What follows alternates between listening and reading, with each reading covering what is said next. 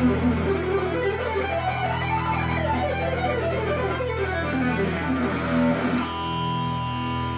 John here. So in this one I'm going to show you a picking exercise that can really synchronize your hands if you practice correctly. And of course I'm going to show you how you practice it correctly. I really like this one because it uses all 4 fingers, but it's a bit more challenging than simply going straight up and down. And I also have 2 versions here, which in total will be 24 minutes, or if you just do one of them, it's going to be 12 minutes. You can sort of alternate that on alternate days if you want, or just go full blast and do the full 24-minute workout. As usual, you have the tabs available on my Patreon. I'm also going to talk a bit about pick depth because I got a question about that, but I'm going to save that for later in the video. All right, so the exercise goes like this. We have 2 different patterns, and both patterns are going to use all 4 fingers. We're going to practice this in 2 different ways. Each variation will take 12 minutes if you do it at the designated tempo of 80 BPMs, doing 8th notes, which I highly suggest, because there's no point practicing stuff like this if the accuracy isn't there. If you want to do both versions, then you have a 24-minute exercise. And the only difference between the versions is that the first one's going to be on a single string at a time, and the second one we're going to cover all 6 strings and do it in positions. But I'm going to show you exactly what I mean. We're going to use strict alternate picking, and whenever we reach the top here, we're going to go back again but start with an upstroke. And I've talked about this in several videos before, but it's very important to work on any type of alternate picking exercise. I'm not talking about a lick here, because if you're working on a specific lick from a song, you can play it the same way every time, since they're a predetermined thing that you're going to play. But when it comes to exercises, it's much better to do them in both ways. And I think John Petrucci called it being ambidextrous, basically. So let's stick to that term. So I'm going to start with a single string exercise, and this is really good for position shifting as well. And you want to make sure that you don't hear anything like that. You want to have really clean position shifts. So the first pattern goes like this. I'm going to just demonstrate it here on the 5th fret initially. We're going to go 1, 4, 3, 2, 1, 2, 3, 4. So 1, 4, 3, 2, 1, 2, 3, 4. So we have 8 notes. Strict alternate picking. And then the second variation will be the opposite of that. We're going to start on the pinky and go 4, 1, 2, 3, 4, 3, 2, 1. And when we combine these with position shifts, it's going to look like this.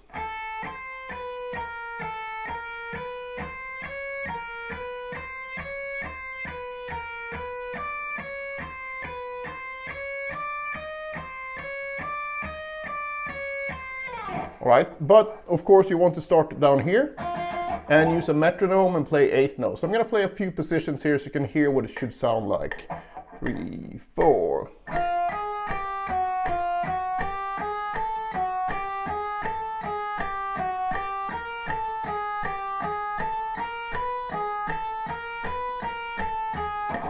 So that's the basic idea.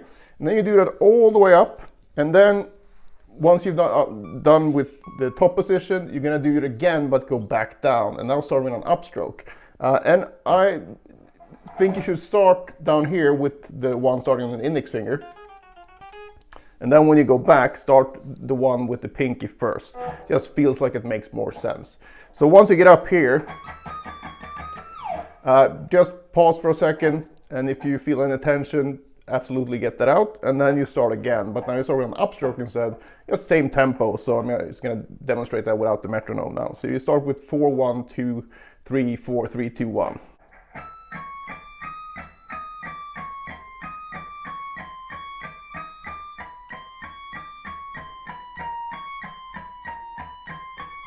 And you continue on down the string, and each string will take around 2 minutes.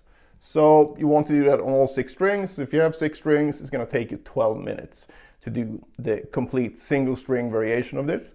Now, you can also do this variation, which is basically exactly the same thing, except that we're going to go from the lowest string to the highest string and back. So I'm going to show that here from the 5th fret and again with the metronome.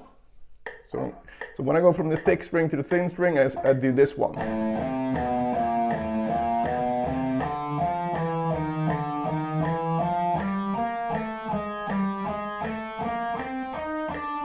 go all the way up.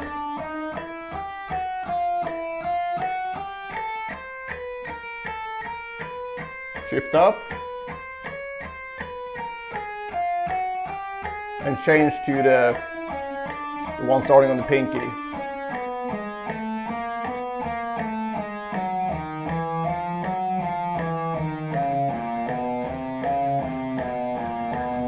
Just keep going like that, and then you restart with an upstroke from here.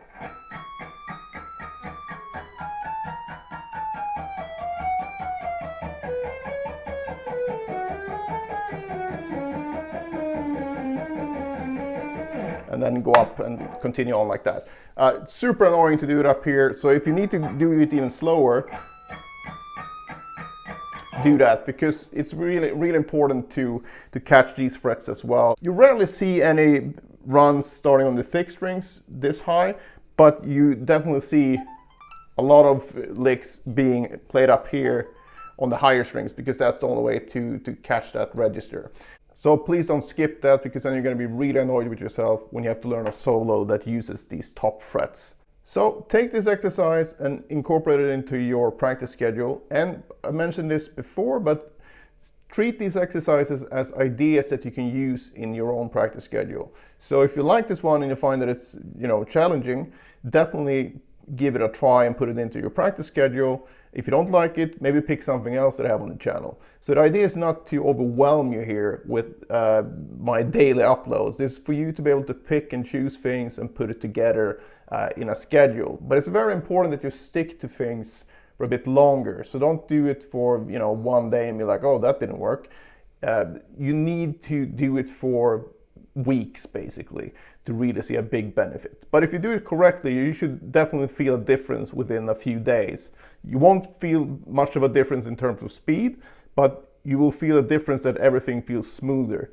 That's what you're looking for, and that in turn will turn into higher tempos more naturally than if you try to push everything with a metronome.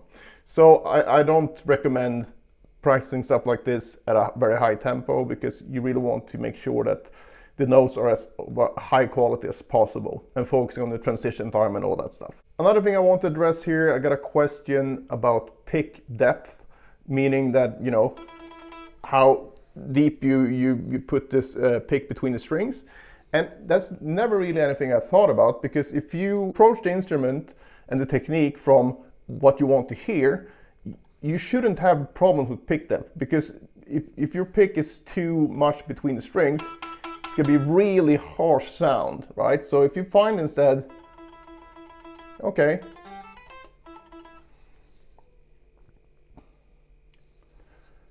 so if you focus on the actual sound you're getting or producing from your instrument, even just by playing acoustically like this, it's a really good thing, because then you can actually find the right technique for you, because whatever sound you're going for, that's the way you need to do it to get that sound. And so if you're getting stuck between the strings, you probably also sound like that. You really smash the string, and that won't necessarily sound very good. So really listen to what you're doing. So don't just sit there and smash the strings.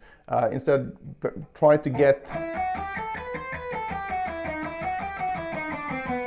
whatever sound that you find pleasant. And if you find it pleasant to really whack the strings, well, then you kind of have to deal with that, resistance you're gonna get when you get deeper in between the strings.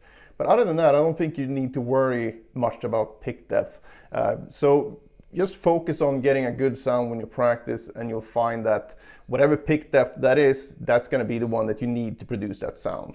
So I hope that makes sense. Let me know in the comments if you need any more guidance. Back